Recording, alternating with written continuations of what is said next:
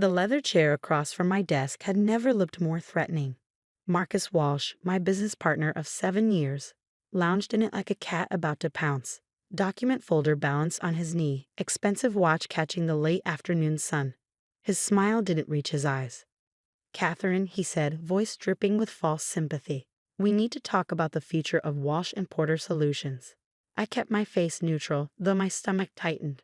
Something in his tone, in the way he'd walked in unannounced at 4:45 p.m. on a Friday, set off every alarm bell I developed in 15 years of corporate survival. "Of course," I replied, closing my laptop. "What's on your mind?" He leaned forward, placing the folder on my desk with theatrical precision. "The board has concerns. Significant ones.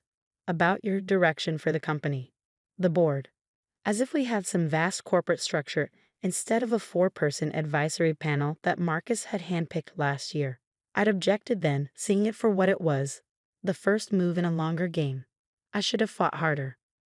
"Interesting," I said, not touching the folder. "Considering our revenue is up 40% since I implemented the new client acquisition strategy."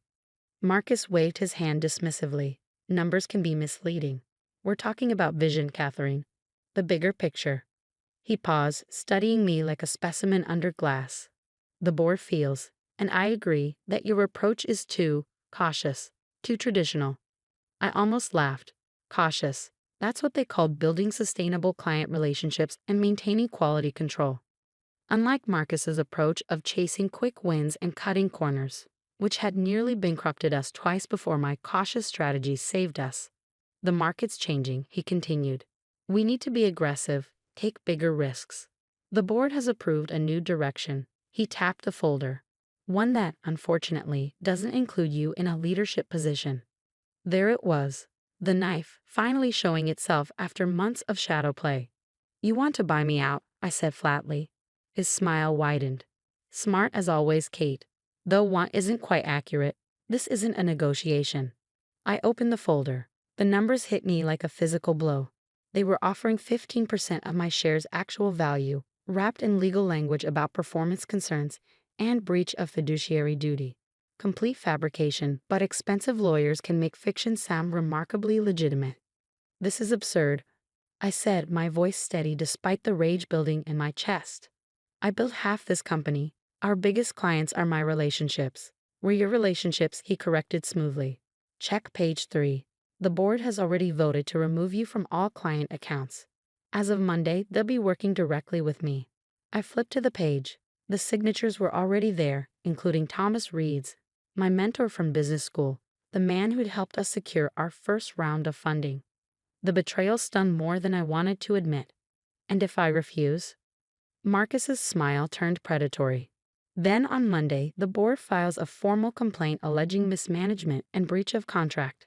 The evidence is quite compelling. You'd be amazed what a good forensic accountant can construct with access to company records." He leaned back, adjusting his cuffs. "Your reputation would never recover. No one wants to hire an executive with fraud allegations, even unfounded ones." I stared at him, this man I trusted. We'd started the company in my garage, living on coffee and determination, sharing dreams of building something meaningful. Now he sat there, ready to destroy everything we built, everything I'd sacrificed for, and he was enjoying it. "You have 24 hours, he said, standing. "Sign the papers, take the money, walk away quietly, or don't, and watch everything you've built burn down around you. Your choice." He strode out, leaving the folder open on my desk like a wound. I sat there as the sun set, casting long shadows across the office. Our office. Pictures on the wall tracked our company's growth. The first client celebration, the office opening, team photos from each year. My life's work, being stripped away in a single afternoon. But as the initial shock faded, something else took its place. Not despair, not defeat. Something colder, clearer. Because Marcus, for all his plotting, had made one critical mistake. He thought he knew all my cards. I pulled out my phone and dialed a number I'd hoped never to use. "James, it's Catherine Porter. Remember that conversation we had about Marcus's loans? I think it's time we discussed terms." The line crackled with static. Then James Sullivan's smooth voice came through. "I was wondering when you'd call. Shall we meet?" "Tonight," I said. And James, bring everything you have. I hung up and looked around my office one last time. Tomorrow, I would sign those papers. I would smile, shake Marcus's hand, and walk away quietly. And then I would show him exactly what cautious really meant. Later that night, in a private room at the Sterling Hotel's restaurant, James Sullivan laid out the full picture of Marcus's secret empire of debt. Credit cards, personal loans, high-interest private lending, all hidden from the company books, all teetering on the edge of default. He's leveraged to the hilt, James explained, sliding documents across the table, using company assets as unofficial collateral. One missed payment and the whole house of cards comes down. I studied the numbers, each page revealing more of Marcus's desperate financial gymnastics. How has he kept this hidden? James shrugged. Creative accounting and a lot of different lenders. But they're getting nervous. Word is he's been missing payments. How much to buy all of it? He named a figure that made my throat tighten. Nearly everything I had, including my emergency fund and the money from my mother's estate. But it would be enough. You sure about this? James asked, watching me carefully. Once you start down this road. I thought about Marcus's smirk, about the years of subtle undermining, about how he convinced the board to turn on me. Yes, I said. I'm sure. We spent the next 3 hours working out the details. By the time I left, everything was in motion. In less than 12 hours, I would sign away my visible power in the company. But by Monday morning, I would control something far more valuable, every cent Marcus owed. As I drove home in the quiet hours before dawn, I felt strangely peaceful. Marcus thought he was forcing me into a corner, but he'd actually given me exactly what I needed. A way to prove that sometimes the most dangerous moves are the ones that look like surrender. I parked in my driveway, watching the first hints of sunrise paint the sky. In a few hours, I would walk into that office and play my part. I would be the defeated partner, the cautious one who didn't have the stomach for real business. But as I sat there, watching the world wake up, I allowed myself a small smile. Because by this time tomorrow, Marcus would learn what I'd known all along, that true power isn't in what you can take. It's in what you make others give up willingly. The sun rose fully, marking the start of a day that would change everything. I was ready. The fountain pen felt heavy in my hand as I signed away 7 years of my life. Marcus stood over my shoulder, practically vibrating with poorly concealed triumph. Each scratch of the nib against paper was another victory for him, another step toward what he thought was his ultimate win. Initial here, and here, he said, pointing to marked lines with manicured precision, and the final signature on the last page. I signed everything without hesitation, my handwriting steady and clear. No point in betraying the anticipation building in my chest. The real show wouldn't start for another 18 hours. Well, Marcus said, gathering the papers with exaggerated care. I appreciate your professionalism about this, Catherine. The severance payment will be processed Monday morning. I stood smoothing my blazer. Of course. Though I do have one question. He paused, already halfway to the door. Oh? Did you ever actually read the terms of your business loans? The fine print, I mean. Something flickered across his face. Confusion, then the first hint of unease. What are you talking about? I smiled, gentle and calm. Nothing important. Just curious. Have a good weekend, Marcus. He left without another word, but the spring in his step was gone. I planted the first seed of doubt, and now all I had to do was wait. I spent that Saturday methodically removing personal items from my office, carefully packing away the visible signs of my time at Walsh and Porter Solutions. Every few minutes, my phone buzzed with updates from James's team as they executed our plan with surgical precision. First set of loan transfers complete. One message read. Second batch processing now. All credit lines secured. Documentation updated. Final transfers confirmed. Everything's ready for Monday. By sunset, my office was empty except for company property. I stood in the doorway one last time, remembering the day Marcus and I had first walked into this space. We'd been so full of dreams then, of plans to build something that mattered. Somewhere along the way, he'd lost sight of that. Or maybe he'd never really shared those dreams at all. My phone buzzed one final time. James himself. It's done. All debts acquired. Legal team standing by for Monday morning. I texted back a simple thank you and drove home, feeling the weight of tomorrow pressing against my chest. Not anxiety, anticipation. Sunday crawled by with excruciating slowness. I knew Marcus would be in his office, preparing for what he thought would be his grand ascension on Monday morning. He probably spent hours rehearsing speeches, planning changes, imagining his moment of complete control. Let him plan. Let him dream. The best lessons are the ones we never see coming. Monday morning arrived crisp and clear, the kind of autumn day that promises change. I dressed carefully, charcoal gray suit, cream silk blouse. The pearl necklace my mother left me. Power written in fabric and stone. At exactly 8:47 a.m., my phone lit up with a text from our office manager, Diana. OMG, Marcus just got a call. He's SC Roy aiming in his office. What did you do? I smiled, imagining the scene. Right about now, Marcus would be learning that every single one of his loans, personal and business, had been purchased by a new creditor.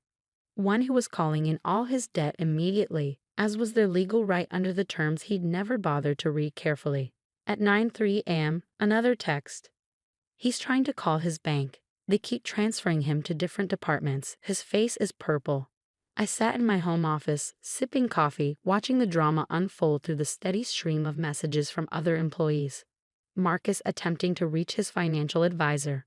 Marcus shouting at his assistant to get his lawyer on the phone. Marcus slowly realizing that every financial lifeline he counted on had disappeared. At 9:45 a.m., James called. He just figured out it was you, he said, amusement clear in his voice. Demanded to know how you could possibly have the resources to buy his debt.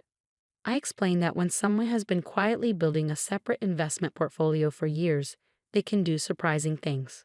I leaned back in my chair. How did he take that? Not well.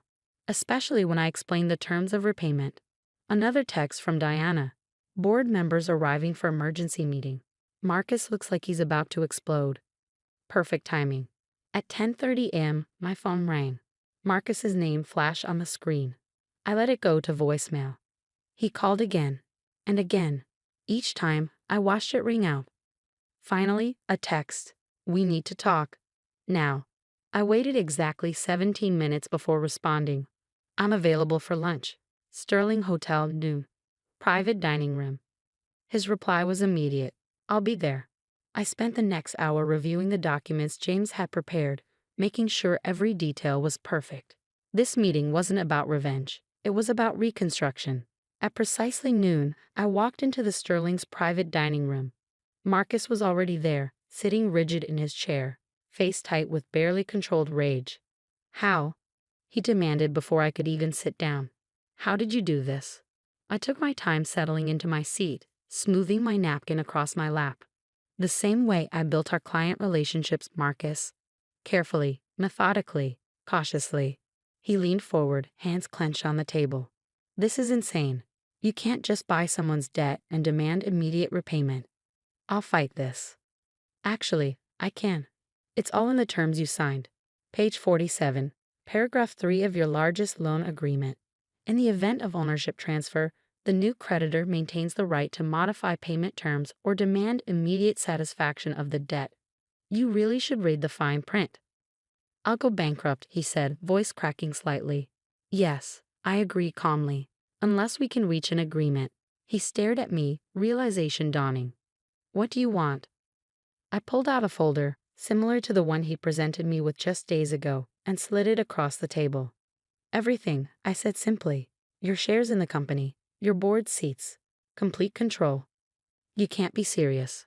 I am, and before you decide to fight this, remember, I now control every cent you owe. If you don't sign, I'll call in all the debt. Every loan, every credit line. By this time tomorrow, you'll be in bankruptcy court watching your entire life implode. His face went through a fascinating series of emotions: rage, disbelief, fear, and finally, defeat. My father built this company, he whispered. No, I corrected gently. Your father started it. We built it. And then you tried to steal it. I tapped the folder. Now you have a choice. Sign everything over to me and I'll restructure your debt. Give you reasonable terms, a path to pay it off. Or don't sign and learn what bankruptcy really feels like. For a long moment, the only sound was the gentle clink of distant silverware and the pounding of my own heart. Then slowly, Marcus reached for the folder. I watched him sign every page, each signature more defeated than the last. When he finished, he looked up at me with something close to admiration mixed with his hatred. "I underestimated you," he said quietly. "Yes," I agreed. "You did." He stood straightening his jacket with shaking hands. "What happens now?" "Now, you go back to the office and announce your immediate resignation. You tell everyone it's for personal reasons. You thank them for their time and you walk away. By the end of the day, your office will be empty. And if I don't," I smiled, "then everyone learns exactly why you're leaving. Every detail of your hidden debt. Every risky decision you tried to cover up. Every lie you told the board. Which version would you prefer?" He walked out without another word, leaving the signed documents on the table between us. I sat there for a long time after he left, letting the magnitude of what I just accomplished sink in. In less than 72 hours, I'd gone from nearly losing everything to gaining complete control. My phone buzzed. "Diana again. Marcus just announced he's leaving. Emergency all-hands meeting in 30 minutes. What is happening?" I stood gathering my things with careful precision. It was time for the next phase, rebuilding what Marcus had nearly destroyed. But first, I had an all-hands meeting to attend. After all, every good story needs a proper ending. The conference room hummed with nervous energy as I walked in. Every chair was filled, with more employees standing along the walls, all eyes fixed on the empty spot at the head of the table where Marcus usually held court. His dramatic resignation announcement had sent shockwaves through the office, and now everyone was waiting for the other shoe to drop. I took my seat quietly, noting the mixture of confusion and relief on people's faces. Many of them had expected me to be gone by now, stripped of power and position. Instead, here I was, calm and composed, while Marcus's desk was being cleared by building maintenance. Thomas Reed, my former mentor and board member, cleared his throat. "Given the unexpected circumstances, we should discuss immediate leadership transitions and—" Actually, I interrupted smoothly, sliding copies of the newly signed ownership documents across the table. "That's already been handled." The room fell silent as Thomas picked up the papers, his face going pale as he read. The other board members leaned in, their expressions shifting from confusion to shock as they realized what they were seeing. This gives you controlling interest," Thomas stammered. "How did you—" "The details aren't important," I said, my voice carrying clearly through the stunned silence. "What matters is moving forward, and to do that, we need to address the cancer that's been growing in this company." I stood buttoning my blazer with deliberate precision. For the past year, Marcus has been making increasingly risky financial decisions, hiding debt, and undermining client relationships. He convinced this board to support his attempt to force me out, not because I was ineffective, but because I was the only one asking questions about his methods. Thomas wouldn't meet my eyes. None of the board members would. "That ends today," I continued. "I'm dissolving the current board, effective immediately. New members will be appointed within 30 days, chosen for their expertise and integrity, not their willingness to rubber stamp bad decisions." One of the junior board members, Peterson, started to protest. I cut him off with a raised hand. "You might want to check your email before objecting, James. The SEC would be very interested in those trades you made right after Marcus shared confidential company information last month." He shut his mouth so fast his teeth clicked. I turned to address the wider room. "To everyone else, I want to be clear. This is a fresh start. No more hidden agendas, no more politics, no more watching good work get buried under bad leadership. From now on, we succeed or fail based on merit, not manipulation." Diana, our office manager, was the first to break into a smile. Others followed, the tension in the room slowly transforming into something else. Hope, maybe, or relief. "There will be changes," I acknowledged, "but they'll make us stronger, not weaker. Any questions?" Hands shot up across the room. I spent the next hour answering them, being as transparent as possible about where we were headed. By the time the meeting ended, the energy had shifted completely. People were talking, planning, already adapting to the new reality. As the room cleared out, Thomas lingered behind. He looked older somehow, diminished. "Catherine," he started. "I need to explain." "No," I cut him off gently. "You don't. You chose a side, Thomas. The wrong one. Sometimes that's all there is to say." He nodded slowly, gathering his things. At the door, he paused. "You know, I taught corporate strategy for 20 years, wrote books about it, and I never saw this coming. I smiled faintly. That's because you were looking for aggression, not patience. Sometimes the quietest moves are the most decisive. After you left, I sat alone in the conference room, looking out over the city skyline. The same view I'd stared at countless times while Marcus held forth about his grand visions. Now it was my view, earned through careful planning and perfect timing. My phone buzzed. A message from James Sullivan. Just heard from Marcus's lawyer. He's not going to fight the transfer. Smart man, finally. I typed back a quick, "Thank you for everything," and stood, smoothing my skirt. Time to get to work. The next few weeks passed in a blur of activity. I appointed a new board, bringing in experienced leaders who shared my vision for sustainable growth. We conducted a full audit of the company's finances, cleaning up the mess Marcus had left behind. Every day brought new discoveries of his mismanagement, but also new opportunities to rebuild stronger. Client meetings were particularly satisfying. Many of them had been nervous about Marcus's aggressive tactics, but were visibly relieved to work with me directly again. 3 major accounts that had been considering leaving renewed their contracts within the first month. One afternoon, about 6 weeks after the takeover, I received an unexpected visitor. Sandra Walsh, Marcus's mother and the widow of our company's founder, appeared in my office doorway. "Do you have a moment?" she asked quietly. I gestured to the chair across from my desk, the same one where Marcus had sat to deliver his ultimatum that felt like a lifetime ago. Sandra settled in, studying me with clear, intelligent eyes. "I've been watching," she said finally, "what you've done with the company, the changes you've made." I waited, keeping my expression neutral. "William, my husband, would have approved," she continued. "He always said the measure of a business isn't in its profits, but in its foundation." Marcus never understood that. "I'm sorry," I said, meaning it, about how things ended with him. She waved away my apology. "Don't be. My son made his choices. But I'm not here about him. I'm here about the future." She reached into her bag and pulled out a folder. So many important moments in my life lately had involved folders, and placed it on my desk. "William left something in trust," she explained. "A separate set of patents from his early work. They weren't part of the company assets because he wasn't sure they'd ever be viable. But with the new technologies available now." I opened the folder and began reading. With each page, my excitement grew. The applications for these patents in today's market were staggering. "Why are you showing me this?" I asked finally. Sandra smiled, her first real smile of the meeting. "Because you understand what William understood. That business isn't about quick wins or power plays. It's about building something that lasts." She stood, straightening her jacket. "The patents are yours if you want them. Use them well." After she left, I sat back in my chair, the folder open before me. Through my office windows, I could see our team working, talking, collaborating with new energy. The shadow of Marcus's leadership was finally fading, replaced by something brighter, more sustainable. My phone buzzed with a news alert.